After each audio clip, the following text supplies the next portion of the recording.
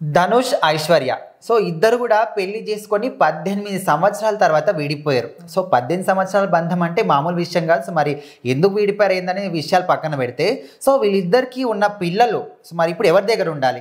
ధనుష్ దగ్గర ఉండాలా, ఐశ్వర్య దగ్గర ఉండాలా, ఎవరి కాకుండా ఇక్కడ వాళ్ళ అమ్మ నాన్న దగ్గర ఉంచుతారా ఏంటి? సో దీని గురించి ఏం చెప్తాం అంటే నిజానికి ఐశ్వర్య అండ్ ధనుష్ ఇద్దరు కూడా మంచిగా ప్రేమించి పెళ్లి చేసుకున్నారు. అది రజనీకాంత్ వాళ్ళ కూతురు తను. అటు రజనీకాంత్ కి సంబంధించి తన సినిమాస్ లో ప్రొడక్షన్ నిర్మాతగా కూడా చేస్తూ ఉంటారు. అదే విధంగా తన కోసం కాస్ట్యూమ్ పరంగా కూడా మంచి నాలెడ్జ్ ఉండడం వల్ల అందులో కూడా ఆయనకు హెల్ప్ చేస్తూ ఉంటుంది. సో ఇప్పుడు మాత్రం వీళ్ళిద్దరు 2004లో పెళ్లి చేసుకున్నారు. అంటే అంగరంగ వైభవంగా పెళ్లి చేసుకున్నారు. అసలు వీళ్ళు విడిపోయే ఛాన్సే లేదు అనుకున్న వాళ్ళందరికీ 2022లో షాక్ ఎదురైందని సడన్ గా మీడియా ముందుకు ఇద్దరు వాళ్ళ అకౌంట్లలో వచ్చి అదేవిధంగా మీడియా ముందుకు వచ్చి మేము విడాకులు తీసుకుంటున్నాము, మాకు పడట్లేదు అని చెప్పేసి అందులో రీజన్ కూడా మెన్షన్ చేశారు. మాకు ఇద్దరికి క్లాసెస్ వస్తున్నాయి ఇతర విషయాలలో అండ్ మా కెరియర్స్ పరంగా కూడా మేము ముందుకెళ్ళలేకపోతున్నాము, అందుకోసం అని చెప్పి మేము విడాకులు తీసుకున్నామని అఫీషియల్గా అనౌన్స్ చేసి చెప్పేశారు. ఇక దాని తర్వాత ఇప్పటి వరకు అంటే కోర్టు ఎప్పుడైనా కూడా అడగంగానే విడాకులు ఇవ్వరు కదా, కొంచెం ఒక 1 year 2 years ఉండాలి అన్నట్టుగా వాళ్ళు చెప్తే వాళ్ళు ఇప్పటికీ ఎప్పుడు కలిసి ఉండలేదు. బట్ మొన్న జరిగిన ఒక మీటింగ్ లో కోర్టులో అయితే ఫ్యామిలీ కోర్ట్ అనమాట, కుటుంబ సమేతంగా వాళ్ళ పిల్లలందరినీ తీసుకువెళ్ళి ఫ్యామిలీ కోర్టుకు వాళ్ళు వెళ్ళడం జరిగింది.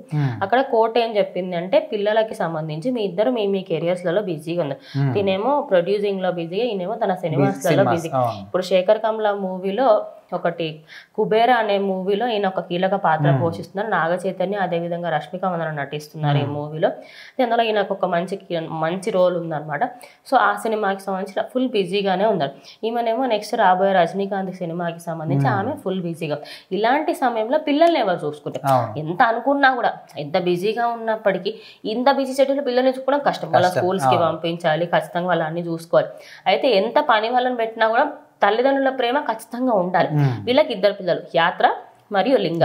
వీళ్ళిద్దరికి సంబంధించి కోర్టు ఏమందంటే మీ ఇద్దరు ఉంచుకోవాలి, ఖచ్చితంగా చూసుకోవాలి. అది ఎట్లా చూసుకుంటారు ఏంటి మరి 1 year అక్కడ 6 months ఇక్కడ, లేకపోతే ఒక 2-3 years మీ దగ్గర ఎట్లయినా ఇద్దరు చూసుకోవాలి.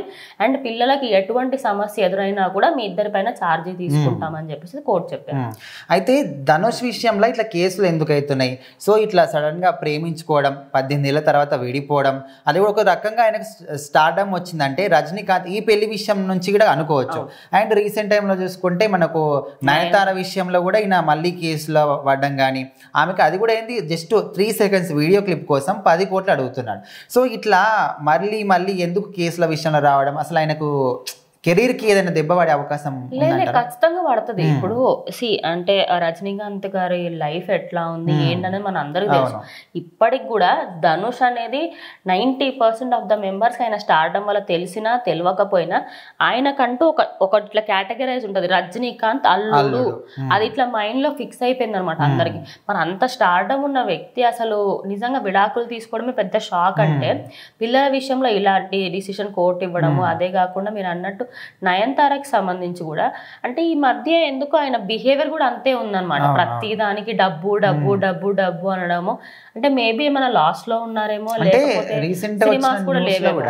ఏ సినిమాలో చేసినప్పటికీ కూడా హీరోయిన్ ని చిత్రహింసలు పెడతారని కీర్తి సురేష్ కూడా చెప్పిందంట. రైలు సినిమాలు ఇద్దరు చేసినప్పుడు ఆల్మోస్ట్ 90% కూడా రైల్లోనే ఉంటది షూటింగ్ మొత్తం కూడా. సో అప్పుడు కూడా ఆమె చాలా హింస పెట్టినప్పుడు వాళ్ళ నాన్న కూడా ఫోన్ చేసి ఆమె ఇచ్చిందంట. సో రీసెంట్ గానే ఆ న్యూస్ కూడా బయటకు వచ్చింది. అంటే ఇట్లా వేరే వాళ్ళ నుంచి హింస పెట్టడం అనేది ఆయన నైజం అనుకోవచ్చా? నైజం అని అనుకోలేము, ఎందుకంటే ముందిన పైన ఇన్ని కంప్లైంట్స్ లేవు. బేసికలీ మేబీ అప్పుడు సోషల్ మీడియా లేకనా ఏంటా తెలియదు. బట్ మీరు అన్న సినిమా రైల్ మూవీ ఏదైతే ఉందో దాంట్లో మొత్తం అంటే ప్రతి షాట్ అక్కడే తీస్తారు. ఇప్పుడు కీర్తి సురేష్ ఏమైనా ఒక తప్పు చేసింది అనుకోండి, ఇంకెట్లా అంటే బాగా ఫైర్ అయిపోవడం. అంటే మ్యాండేటరీ కాదు అంత అరవడం మనిషి పైన.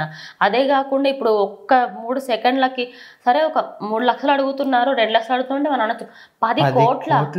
అంటే అదేదో చిన్న మాట అనుకుంటున్నారు, ఏదో నామకే వస్తే. నయనతార కూడా అన్నారు ఆయన బిహేవియర్ కరెక్ట్ గా ఉండదు, మీ సినిమాలలో మీరు బయట మీడియా ముందు మాట్లాడింది రియల్ లైఫ్ లో మీరు అలా ఉండరు అని చెప్పేసి చెప్పింది.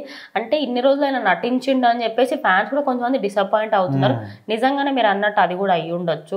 ఆయన కొంచెం ఫేక్ గా బిహేవియర్ ఉండడము అండ్ అదే విధంగా కావాలని ఇంకా కేసులలో ఆయన కెరీర్ కూడా నాశనం చేసుకున్నాను కూడా అనుకోవచ్చు.